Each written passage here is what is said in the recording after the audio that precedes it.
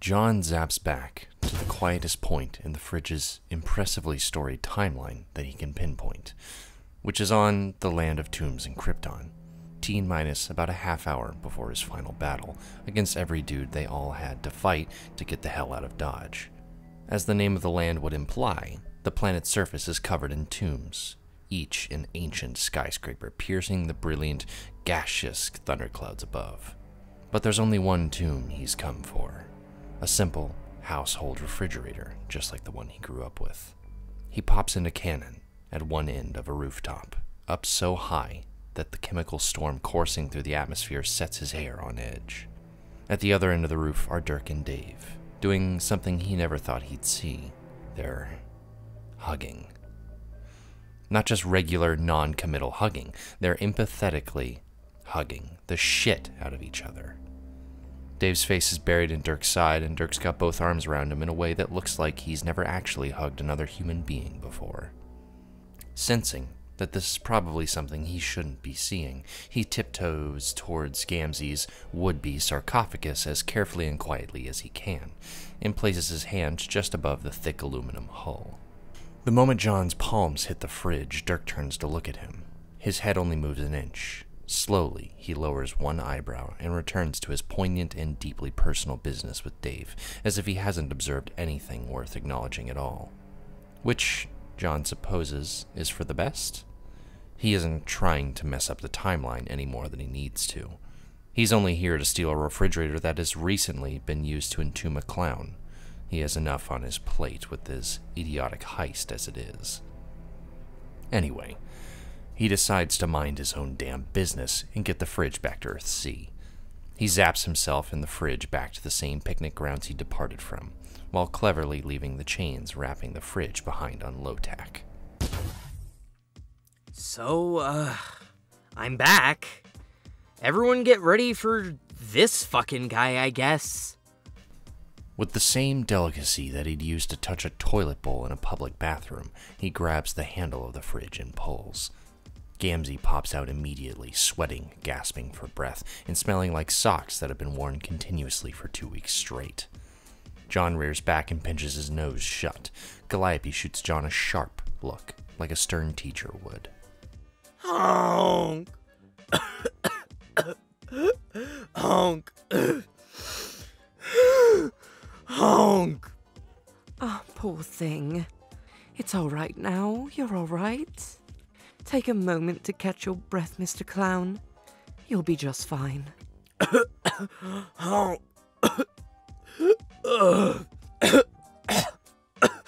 Honk!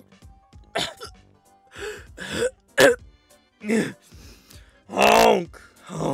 Honk! Honk! Honk! Honk!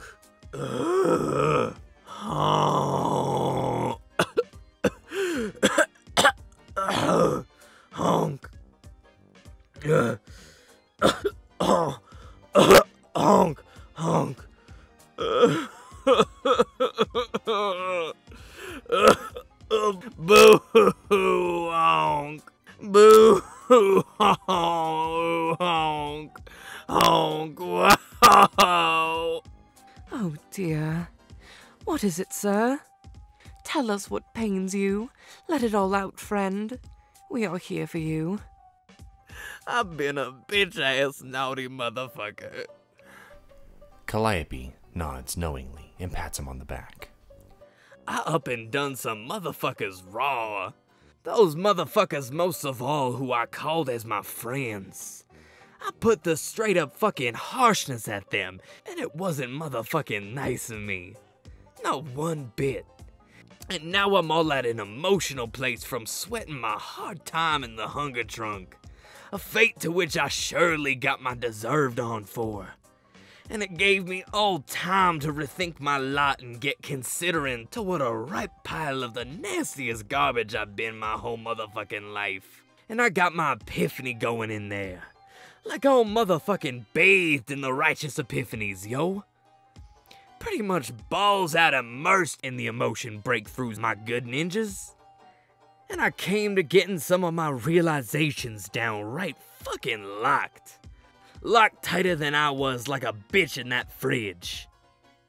And those realizations being something all motherfucking thusly of sorts. I'm a bad, bad man.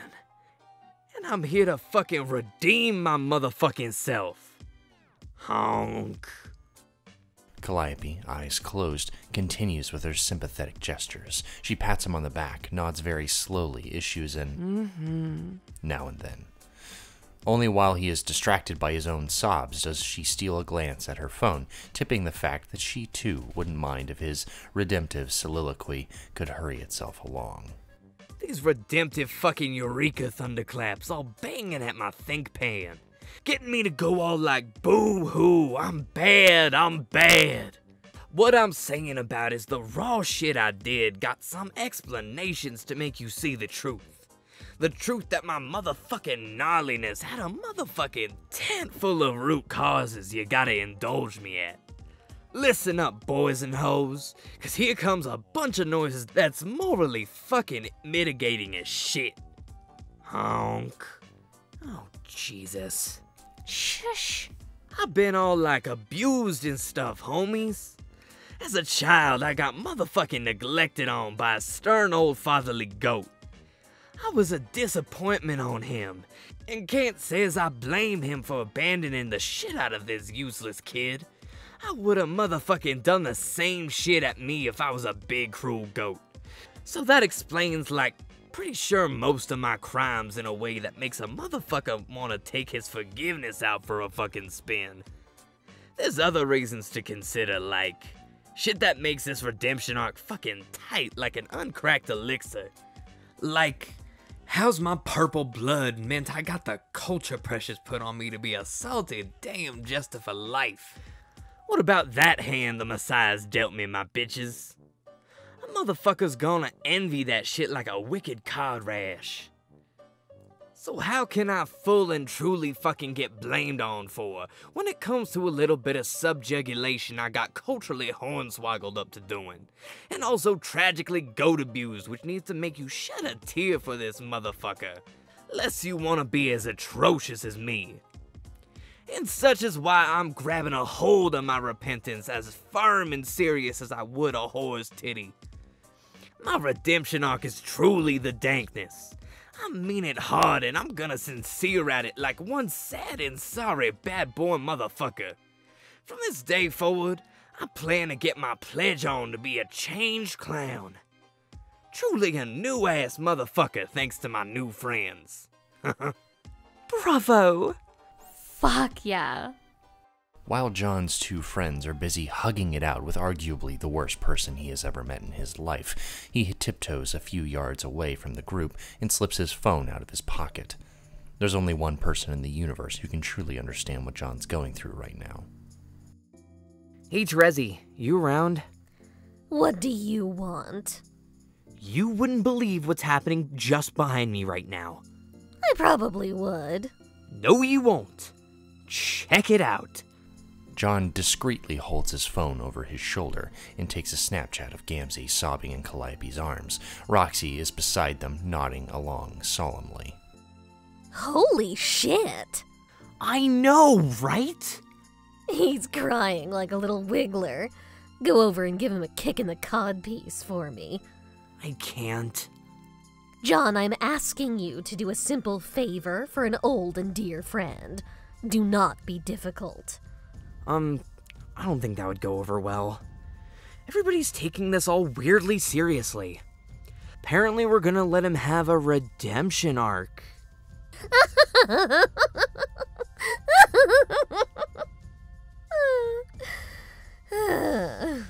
Yeah, it's...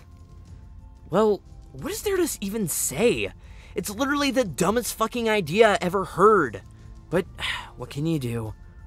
Shove him back in that fridge and throw it in the ocean is what?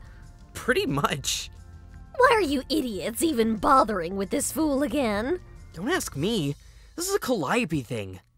Oh god. I guess she roped Roxy into it, so now I'm just going along with it too. I don't even care, actually. I mean, he smells awful, but... Ugh. Guess that's just what's happening now. The asshole clown is back. Life goes on. It didn't need to, though. Not for him, at least. Speaking of life, how's it going out there? Oh, fine.